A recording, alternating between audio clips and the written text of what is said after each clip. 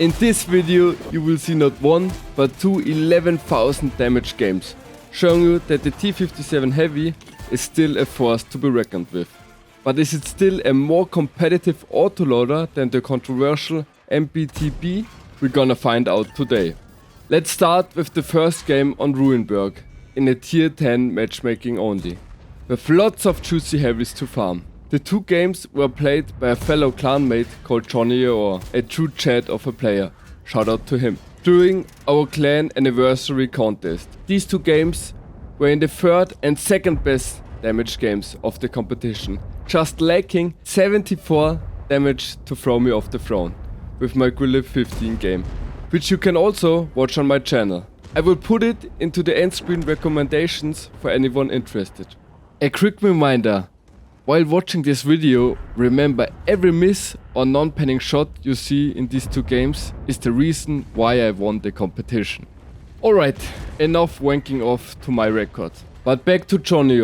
He was just unstoppable. That the only thing which could have stopped him was the limited ammunition capacity of the T57 Heavy, capped at 14.4k damage, meaning he can't whip that many shells or kill many low HP targets to get that damage record going. If you thought dealing 11,000 damage twice over your whole World of Tanks history is impressive alone, Johnny performed these two games in between a week of playing. Or to make it even more impressive, the games are only 30 games apart, which is just ridiculous. The first thing you notice is that Johnny uses exclusively Bond equipment, being hardening, turbo and stats, within steps directive. I personally play my T57 Heavy with experimental turbo to get the extra stabilization, but who am I to judge Johnny? I can't even keep my marks on the T57 Heavy. I recently tried off one of Ayuxin's setups in which he uses the experimental fire control system, level 3. And it worked out pretty good, because you're so quickly fully aimed. Fire control system comes even more handier if you use the 8 field modification, heavyweight gun, instead of lightweight gun, which gives you extra HP and less bloom after firing, but minus 6% aiming speed. And that's where the fire control system comes in handy. You might be asking, what equipment do you demount for the fire control equipment? Well, you either have to drop HP or turbo, because stabs are mandatory on T57 Heavy. But with the lack of hardening, you sometimes don't have enough HP to take a shot from the enemy tank. As an autoloader, it is extremely important to save your HP, especially for the end game. Nobody is scared of a one-shot autoloader, but everyone is scared of a two-shot autoloader. Dropping turbo is in nowadays 3-minute 15 to 3 World of Tanks also no option. Therefore it's a tricky choice which loadout setup to choose from. What are you taking on your T57 or Stinger? Let me know in the comments. The second thing you will notice is that it takes quite a lot of gold ammunition, with only 2 AP clips. But looking at the enemy's lineup, it's the only reasonable thing to do. And also, with the limited potential damage, you can't allow yourself too many ricochets. But despite that, a guy called OK30 was not so okay with Johnny using that much gold ammunition. As I quote from his 3 comments on Johnny's replay. Quote number 1. Poor, unfair, antisocial person using gold ammunition is just unfair and antisocial. What is armor good for if you unfair player like you use gold ammunition? Think about your attitude, you ruin other people's game with your unfair and antisocial behavior. This is a game, play fair. OK30 is guilt tripping Johnny like he's the reason why the game is going down the drain. But anyways, let's continue with quote 2. Poor, unfair, antisocial human waste. You did it again. And last but not least, quote 3 to finish off the trilogy of OK30. Poor, unfair, antisocial human waste. Everybody can use gold ammunition, but only poor, unfair assholes do it. Are you so unskilled that you need to use gold ammunition to compete with others? Oh yes, you are. Sorry, I shouldn't have asked for an unfair, antisocial gold ammunition asshole. Your statistics are quite poor.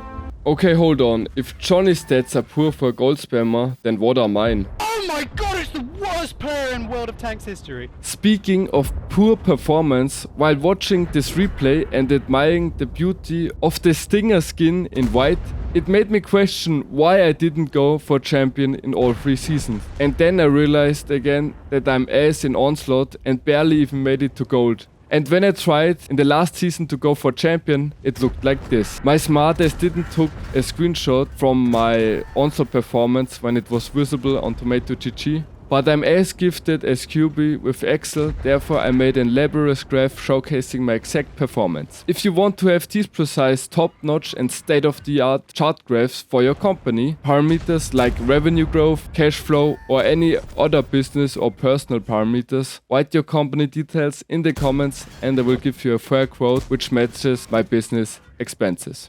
After seeing the first game of John Noir dealing 11,000 damage, which he made look stupidly easy, I tried to do it by myself. And well, this is how it went. After getting humbled, let's enjoy the second game of John Noir on Safe Haven. And let's see what he can do in even nicer matchup against tier 9s. Due to Wargaming's lovely 3-line map designs a la Call of Duty, you only have one location on this map to go for, in a heavy tank or any other tank with a bit of armor, and that is the bunker. But it wasn't always like that.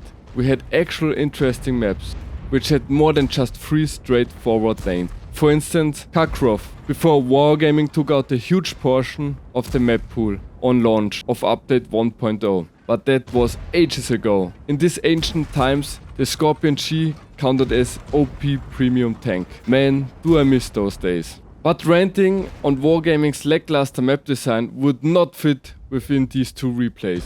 Luckily, Camps has made a video, or should I say, a 1.5 hour movie breaking down World of Tanks' poor map designs. So check it out if you haven't.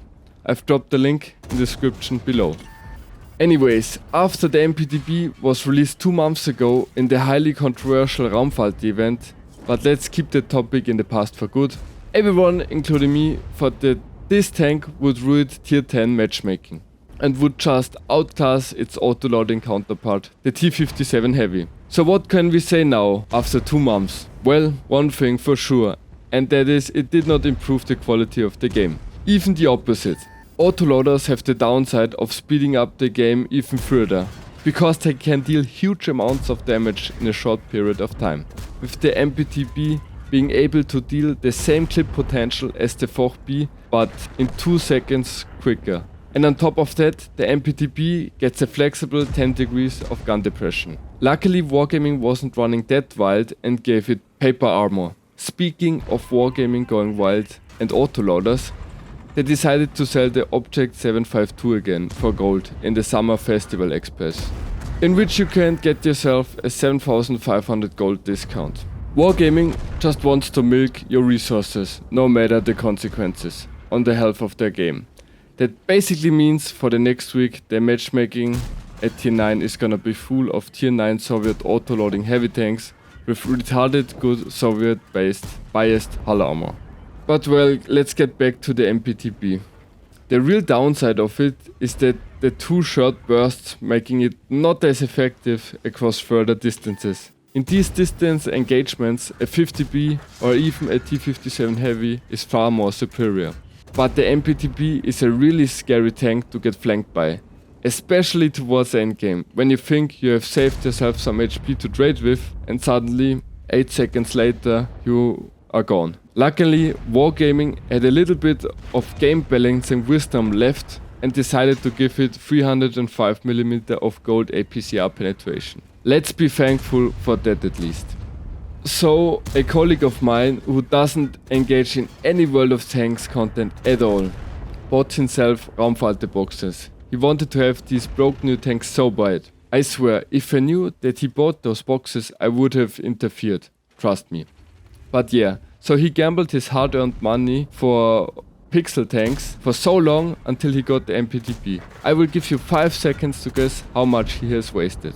And I swear on my Scorpion G3 marks that you won't get it right. Okay, so the total amount of money he spent to get the MBT B was 161 euros. I understand when you think that I'm capping. If everyone got that return of investment on their loot boxes, Wargaming would have filed for bankruptcy years ago.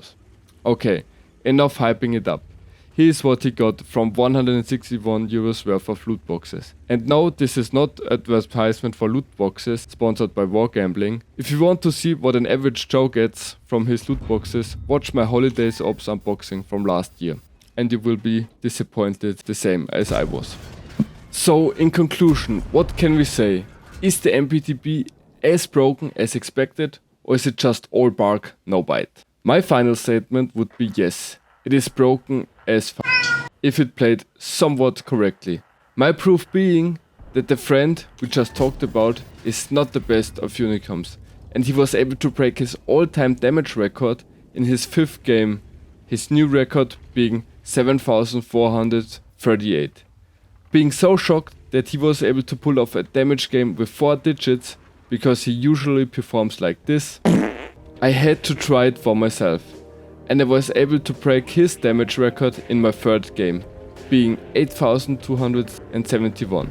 If you want to see that game, let me know, but from my side I wouldn't want to give these tanks any coverage at all. Let me know what your final opinion is on the MBT B. Do you agree with me or do you disagree? Anyways, I hope you guys enjoyed the video and I will catch you in the next one, which is about why I think World of Tanks has too many tanks. Obviously I don't mean all the new premium tanks which have gone into the game, but also tax-free tanks. But more on that in the next video.